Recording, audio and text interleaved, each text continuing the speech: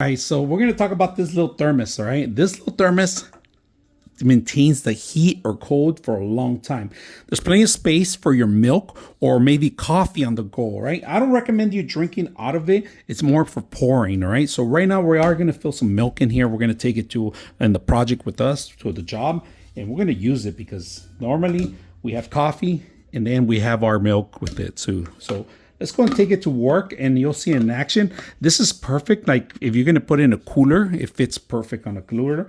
Like I said, you can fill it up with any liquid you want. It doesn't have to be coffee or milk or anything, but it maintains it cold if it's or hot, whatever it is that you want to maintain the actual heat or the coldness. It'll do perfect for many hours, right? Last time I left this in my car and it was sizzling hot, I came out, it had ice.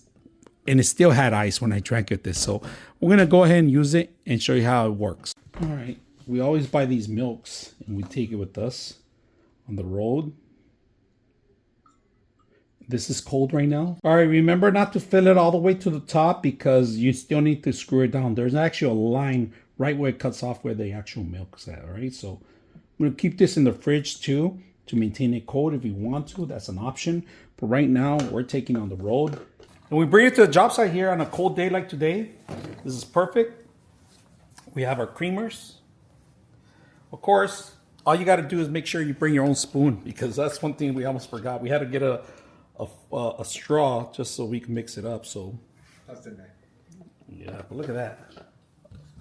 Actually, we got a butter knife. That's how we do it here. So this is perfect when you want to have your lunch breaks or your coffee breaks and enjoy it. Hope you guys enjoy this video.